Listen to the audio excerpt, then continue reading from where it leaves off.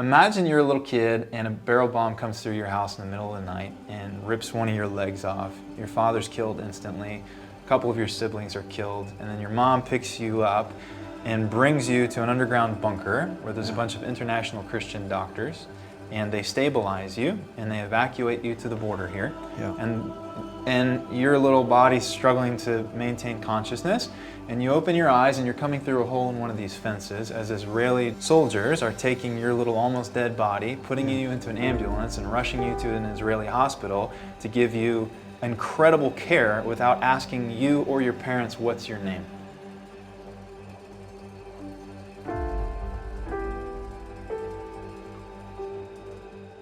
So right now, the massive issue right now is the issue of Iranian expansionism, and that's what we're seeing all over the Middle East. Yeah. You know, from Yemen to Lebanon to Syria to Iraq to Afghanistan, all the way to the Himalayas, what we're seeing is Iran expanding in terms of moving funds, strategic weapons, and fighters and infrastructure all over the Middle East, and training fighters. Just these hills right here that we see, this is Syria. Wow. On the other side of this is Hezbollah positions that the IDF is having to pop every couple of weeks.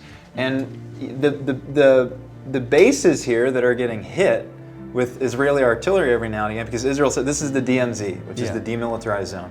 So you're not allowed to have aircraft here, you're not allowed, this is supposed to be demilitarized. Okay. So what happened is when the opposition fell, when the Syrian opposition fell, the Iranian forces moved in, because if it wasn't for Iran, Syria would have fallen a long time ago. Russia and Iran came in and bolstered it and strengthened it.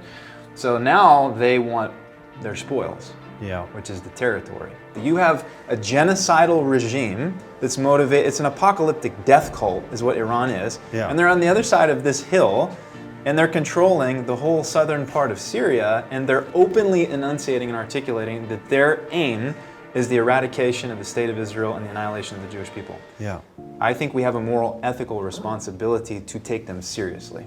No, definitely. I completely agree, and it really brings it into context. We're standing here and Iran, the most dangerous regime on the planet, are right here. Well, on that note of neighbors, you coordinated with the IDF to help Syrians. Can you tell us a little bit more about that? It's a hilarious story. My family, my wife and I, we were living in Iraqi Kurdistan during the ISIS years, and we were working with the Peshmerga forces, the Kurdish military forces, and working with the Forward Army in liberated areas to provide humanitarian aid to both the military and to civilians. And was in Mosul. It was Christmas Day. My phone rings, and it's a friend of mine from Iran, of all places. Okay. And my friend in Iran, who's Iranian, he says, "Hey, weird story. I know this Cuban lady who knows this Cuban guy who knows this rabbi who knows this lieutenant colonel in the Israeli army." And I was like, "Okay, is this the beginning of a joke?" Yeah. And he said, "You should talk to him." And we were at that time beginning to transition from Iraq into northern Syria, the Kurdish part of Syria. And he said, "It has to do with engaging in Syria." And I said, "Well, I'm interested in that." But my initial thought was, because him being Iranian, the Israeli thing, I was like, "Hey, I think you should probably not talk on the phone about this. You know? So maybe let's just leave it." And he said, "Just talk to the Cuban lady who can talk to the guy who can put..." Anyway, I came a few miles from here. There's a mountain overlook coffee shop. Came and met this lieutenant colonel, who's a former director of intelligence, who became the architect of what later became known as the Good Neighborhood Project, which is this large-scale humanitarian initiative to provide aid to Syrians, which at the beginning, the project was entirely, let's say, a cynical security initiative. It wasn't peace and love and hippies and candies and flowers to children. It was, how do we prevent the Iranian Revolutionary Guard Corps ending up on the other side of this fence? National interest. It's national interest, but in the process, once you start seeing mangled children coming across to the border and being laid in front of the fence, from an Israeli perspective, now you have a moral quandary. What do you do when there's mangled bodies laying at your northern border, and they're asking for help? And what the Syrians did is they came to the Israelis and essentially said, "Look, for decades, our regime, our government has been taxing us to death to use the money to buy strategic weapons to fight you guys, because they said you guys wanted to annihilate us. And then when we started protesting, they used those weapons on us, and now we're asking you, the Israelis, for help. So can you guys help?" And the Israelis said, We didn't see ourselves in this position. Yeah. This is unexpected, but let's see where this road leads. So now the issue is, an Israeli going into Syria is not possible. Yeah. But international Christian aid workers who love Israel and who love the Muslim world, we can.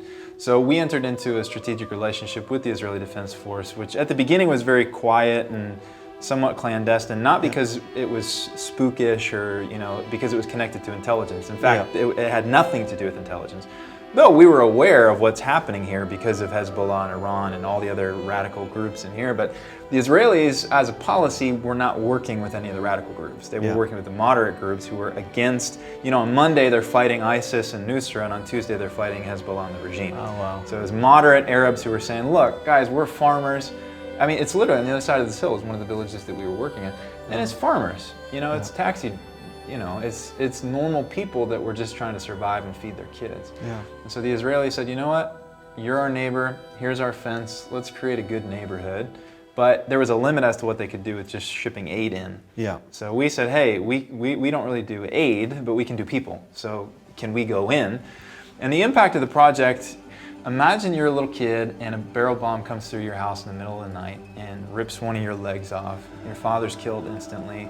A couple of your siblings are killed, and then your mom picks you up and brings you to an underground bunker where there's a bunch of international Christian doctors, and they stabilize you and they evacuate you to the border here. Yeah.